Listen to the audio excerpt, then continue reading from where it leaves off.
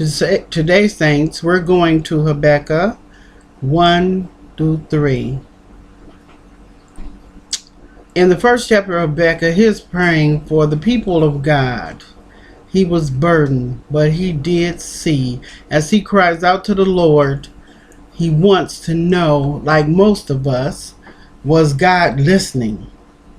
He wanted to know, after all the grieving of spoiling, violence, people who raised strife and contention that was before him, he said the law is slacked and judgment does go forth. In verse 5, behold, ye among the heathen, and regard and wonder marvelously, for I will work a work in your days which ye will not believe, though it be told to you. Also in verse 12, he asked God, art thou not from everlasting, O Lord my God, mine Holy One? He continued to talk to God in chapter 2. He said, I will stand upon my watch to see what he will say unto me, and what I shall answer when I am reproved. The Lord answered him and said, write the vision, and make it plain upon the tablets, that he may run that reads it. And in the third verse he said, for the vision is yet for an appointed time, but at the end it shall speak and not lie. Though it tarry, wait for it, because it will surely come. It will not tarry. What happens when people don't pray? Sometimes we have to wait on the Lord and be of good courage, and he answers the prayer in his time. We have to remember God is time, and he is in and out of time. He is the man who created time.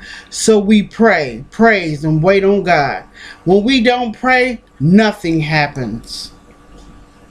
It's the person inside of us, the Spirit of God that lingers on the inside of us, that wants to take control of the situation and begin to call on the Lord so that something will happen.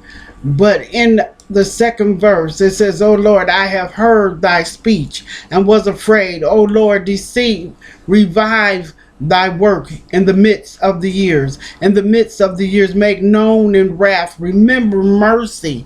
He is still asking God for mercy for his people. In verse 16, he said, when the rottenness entered his bones, and he trembled in himself, which he might rest in the day of trouble. When he comes up unto the people, he will invade then with his troops. It says, even though the fig tree does not blossom, neither shall fruit be in the vines. It says, the labor of the olive shall fall, and the field shall there be no meat.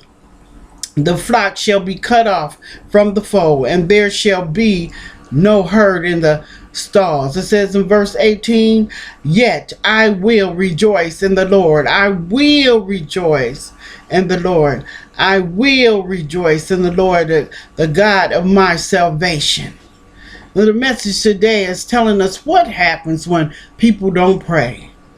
This is just like anything else in life. What happens when you plant a vine and you're expecting for the vine to grow grapes, and you haven't seeded it properly, then nothing comes up out of the ground but the vine, and no grapes, no fruit, nothing is coming up, because you haven't planted anything inside. You haven't put the seed deep enough on the inside of the ground so the fruit will come up as a vine. So what happens when people don't pray? Nothing happens when people don't pray.